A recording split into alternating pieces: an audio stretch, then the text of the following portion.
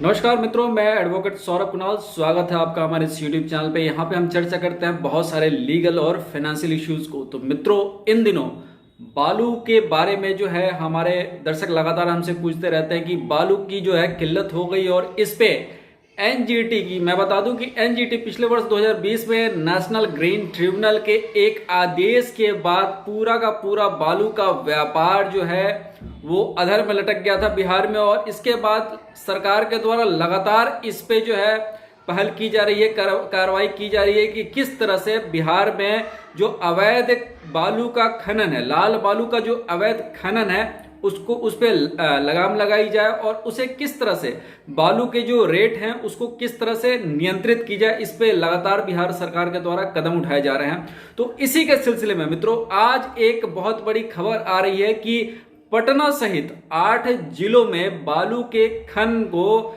नवंबर से शुरू करने की सरकार ने सोच रखी है। तो कुछ जिलों में बालू के खनन शुरू हो गए, लेकिन पटना सहित 8 जिलों में, मैं इनका नाम बता देता हूं कि पटना, सारण, भोजपुर, औरंगाबाद, रोहतास, गया, जमुई और लखीसराय में पिछले 6 महीने से बालू का खनन बंद है। और ऐसी स्थिति में सरकार जो चाहती है कि अब आगे नवंबर से इन जिलों में भी खनन की प्रक्रिया शुरू हो। तो इसके लिए बहुत सारे सरकार ने व्यवस्था की है। इस नई व्यवस्था में सब कुछ हम जानेंगे डिटेल में, लेकिन उसके पहले मित्रों मैं आपसे आग्रह करना चाहूंगा कि पहली बार अगर आप हमारे इस वीडियो को देख रहे हैं तो कृपया चैनल को सब्सक्राइब करें और साथ में बेल बटन जरूर दबा दें ताकि इस चैनल के जितने भी अपडेट्स हैं आप तक नोटिफिकेशन में मिलते रहें। तो चलिए शुरू करते हैं आज के इस वीडियो को। मित्रों, पटना सहित बिहार के 8 जिलों में नवंबर से बालू खनन वहां पे फिर से शुरू हो जाएगी। तो इसके लिए सरकार नई व्यवस्था कर रही है, नए तरीके से बंदोबस्ती की प्रक्रिया शुरू की जा रही है। और इसके तहत 1 अक्टूबर से ही बिहार में जो है इस टेंडर बालू के जो खनन है उसके लिए टेंडर की शुरुआत कर दी गई थी। 27 अक्टूबर तक ये टेंडर की प्रक्रिया पूर्ण हो जाएगी।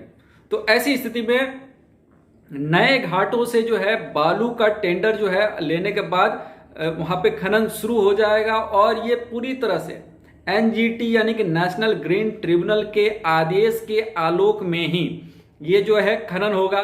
खनन पे इस बार बड़ा ही हाईटेक निगरानी रहेगा, ड्रोन के द्वारा भी होगा। सीआईएसएफ के जवान जो है वो पूरे घाटों, पूरा दियारा क्षेत्रों का जो है पेट्रोलिंग कर रहे हैं अपने वाहन से।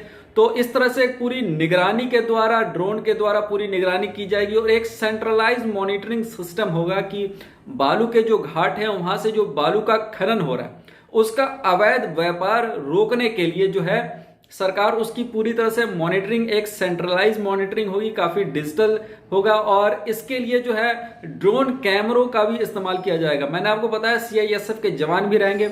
और कई दफा अब ये भी सुनने में आ रहा है कि जो बालू का व्यापार है इसमें जो है कई दफा जो है चालान में भी हेरफेर हो जाता है। तो इन सारी चीजों को देखने के लिए, इससे निपटने के लिए एक सेंट्रलाइज मॉनिटरिंग सिस्टम जो पटना में होगा वो इन सारी चीजों पे मॉनिटर करेगा।